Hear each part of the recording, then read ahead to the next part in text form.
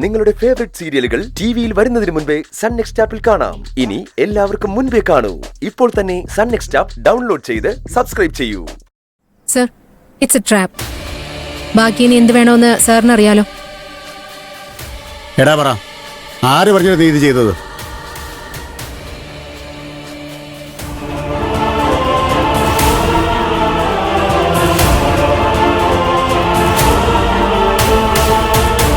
Super, വാവ്, അത് കലക്കിയിട്ടുണ്ട്. വാമേ അനിയ, ഇനി ഞാൻ പറയും. ഞങ്ങളുടെ കല്യാണം കുറിച്ച തീയതിയിൽ, കുറിച്ച മുഹൂർത്തത്തിൽ, കുറിച്ച മണ്ഡപത്തിൽ വെച്ച് തന്നെ നടക്കും.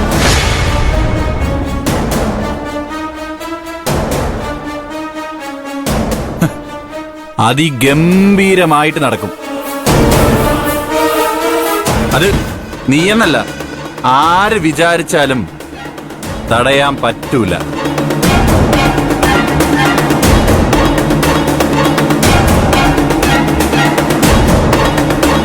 സർ, ഒരു മിനിറ്റ് സർ. നിങ്ങൾ എന്തിനു വേണ്ടിയിട്ടാണ് ഇത് ചെയ്തത്? ചീഫ് എഞ്ചിനീയറിനോട് വൈരാഗ്യത്തിനുള്ള കാരണം എന്താണ്? ചീഫ് എഞ്ചിനീയറോട് ഒരു കോൺട്രാക്ടറിനുള്ള അനുമതി ചോദിച്ചു. അത് എനിക്ക് തരാതെ മറ്റൊരാൾക്ക് കൊടുത്തു.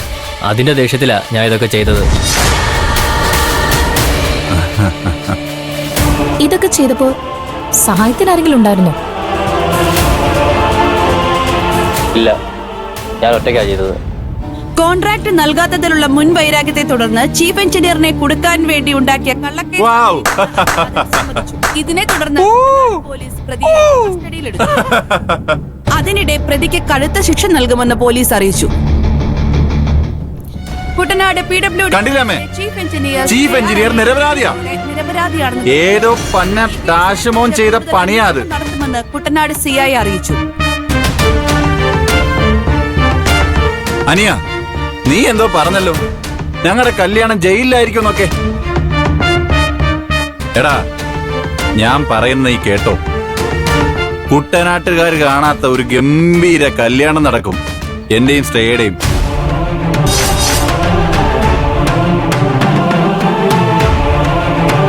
അമ്മേ, ഒരു 10,000 രൂപ തന്നേ. എല്ലാവർക്കും ചെലവ് ചെയ്യണം. ഇത് ആഘോഷമാക്കിയിട്ട് തന്നെ കാര്യം. 10,000 അല്ലേ? തരാം. ആ,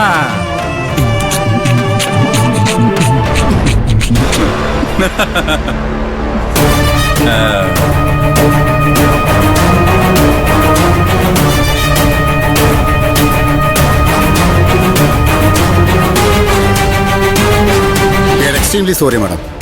മാഡത്തെ സംശയിക്കാൻ പാടില്ലായിരുന്നു. ഇതുപോലെ ഫേക്ക് കംപ്ലൈന്റ് കോമൺ ആയി. അതുകൊണ്ട് സിൻസിയറായ പല ഓഫീസേഴ്സിനും ബുദ്ധിമുട്ടുണ്ടാകാറുണ്ട്. സോറി. It's okay sir. ഞാൻ ഇതൊക്കെ പ്രതീക്ഷിച്ച് തന്നെയാണ് മുന്നോട്ട് പോകുന്നത്. Take him. ശരി സർ.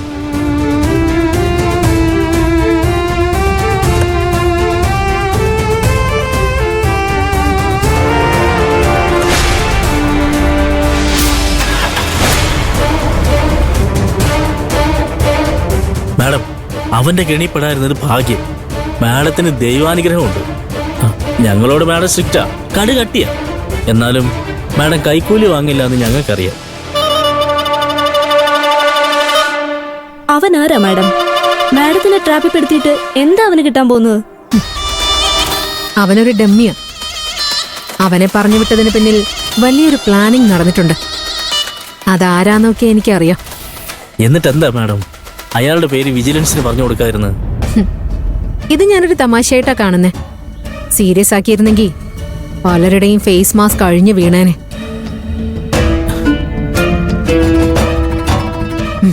ഓക്കെ, നിങ്ങൾ പോയി ജോലി നോക്കിക്കോ. ശരി മാഡം.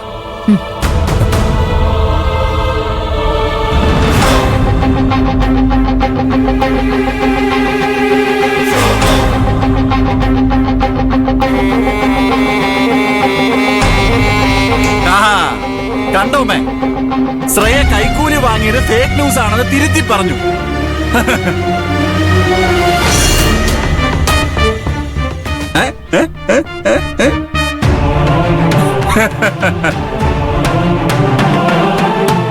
അവന്റെ ഒരു കൈക്കൂലി